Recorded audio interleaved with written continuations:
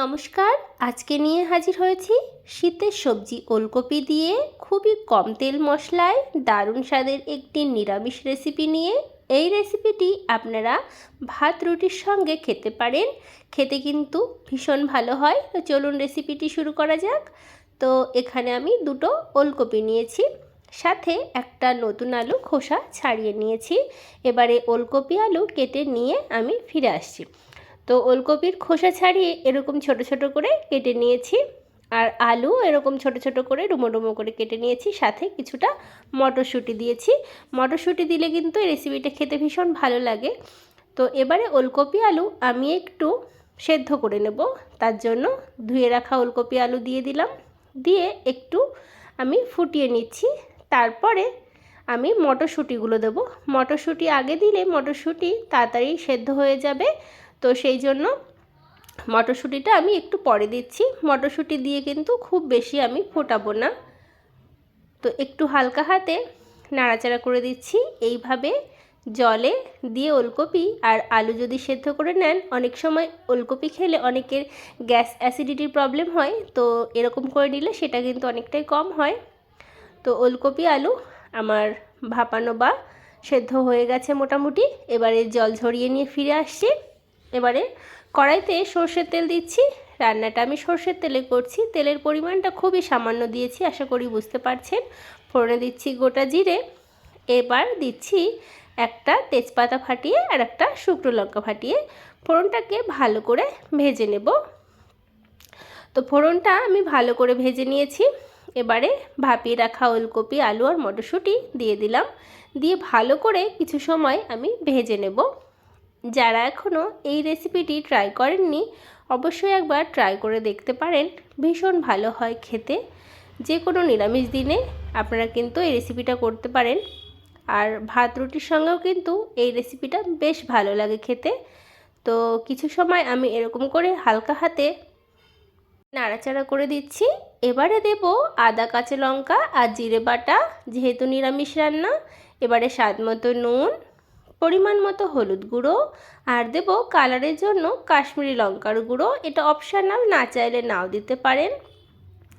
এবারে ভালো করে কষিয়ে নেব যতক্ষণ না মশলা থেকে কাঁচা গন্ধটা চলে যাচ্ছে। গ্যাসের ফ্লেমটা আমি মিডিয়াম টু লো হিটে রেখেই কিন্তু মশলা কষাচ্ছি। তো দেখুন বন্ধুরা, ভালো করে কিন্তু কষিয়ে নিতে হবে। তো আমি কিছু সময় ধরে এরকম করে কষিয়ে নেব। একটুখানি জল দিয়ে দিচ্ছি, মশলাটা একটু লেগে যাচ্ছিলো কড়াইতে, তো সামান্য জল দিয়ে আরও ভালো করে কিছু সময় ধরে কষাবো। কষানোটা যত ভালো হবে খেতে কিন্তু ততটাই ভালো লাগবে এই রেসিপিটা। অনেকে আছে ওলকপি খেতে চান না, এইভাবে একবার বানিয়ে দেখুন বন্ধুরা, খেতে কিন্তু বেশ ভালো লাগে। তো দেখুন ভালো করে কিন্তু আমার কষানো হয়ে গেছে। এবারে ওলকপি আলু যাতে ভালো মতো সেদ্ধ হয় আর ঝোলটা একটু মাখো মাখো থাকবে তরকারিটা, সেই বুঝেই কিন্তু আমি জল দেব। তো দেখুন বন্ধুরা, আমি কিন্তু জল দিয়ে দিচ্ছি। এবারে এইটুকু জলই কিন্তু যথেষ্ট। এবারে হালকা হাতে নাড়িয়ে ঢাকা দিয়ে দেব যতক্ষণ না ওলকপি আলু ভালো মতো সেদ্ধ হচ্ছে। তো আপনাদের এই রেসিপিটি কেমন লাগছে, যদি ভালো লাগে তাহলে লাইক শেয়ার কমেন্ট সাবস্ক্রাইব করে পাশের বেল আইকনটা অবশ্যই প্রেস করে রাখবেন। কিছুক্ষণ পরে ঢাকনাটা তুলে নিয়েছি, আপনাদের দেখাচ্ছি।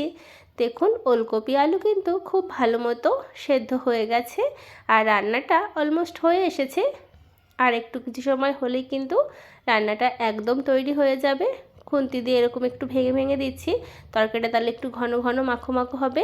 টেস্টের জন্য একটু চিনি দিলাম, না চাইলে নাও দিতে পারেন, যেহেতু নিরামিষ রান্না সেই জন্য একটু দিয়েছি। চিনি দিয়ে ভালো করে একটু মিশিয়ে নিলাম। তো দেখুন বন্ধুরা, কত সহজে সুস্বাদু একটি রেসিপি তৈরি হয়ে গেল ওলকপির। এবারে একটু ধনেপাতা কুচি দিচ্ছি। শীতের সবজিতে একটু ধনেপাতা দিলে কিন্তু খেতে বেশ ভালো লাগে, আপনারা না চাইলে ধনেপাতা নাও দিতে পারেন। তো রান্নাটা আমার প্রায় হয়ে এসেছে। ধনেপাতা দিয়ে এবারে একটু মিশিয়ে নিচ্ছি। এবারে মিশিয়ে নিয়ে স্ট্যান্ডিং টাইমে গ্যাসের ফ্লেমটা লো করে দিয়ে ঢাকা দিয়ে রেখে দেবো, তাহলে ধনেপাতার ফ্লেভারটা তরকারির সঙ্গে ভালো মতো মিশে যাবে আর খেতেও ভালো লাগবে। আর এই রেসিপিটা একটু মাখো মাখো ঝোল থাকলেই কিন্তু ভাত রুটির সঙ্গে খেতে বেশি ভালো লাগে। একঘেয়ে রুটির তরকারি খেতে ইচ্ছে না করলে এরকমভাবে কিন্তু ওলকপির এই রেসিপিটা একবার করে খেতে পারেন। আর কেমন লাগলো সেটাও আমাকে কমেন্ট বক্সে জানাতে পারেন। তো কিছুক্ষণ ঢাকা দিয়ে রাখার পরে ঢাকনা তুলে নিয়েছি। দেখুন ঝোলটা কিন্তু একদম কমে এসেছে, একটু মাখো মাখো ঝোল আছে। এরকম ঝোল থাকলেই কিন্তু ভালো লাগবে খেতে। তো একটা পাত্রে নামিয়ে নিয়েছি। দেখুন কতটা সুন্দর হয়েছে, কালারটাও ভীষণ সুন্দর এসেছে, আর খেতেও কিন্তু ভীষণ ভালো হয়। আপনারা অবশ্যই ট্রাই করবেন। আপনাদের অসংখ্য ধন্যবাদ আমার এই সম্পূর্ণ রেসিপিটি দেখার জন্য। তো তৈরি হয়ে গেল নিরামিষ ওলকপি আলু মটরশুঁটির ডালনা। আপনারা ভালো থাকবেন, সুস্থ থাকবেন, ধন্যবাদ।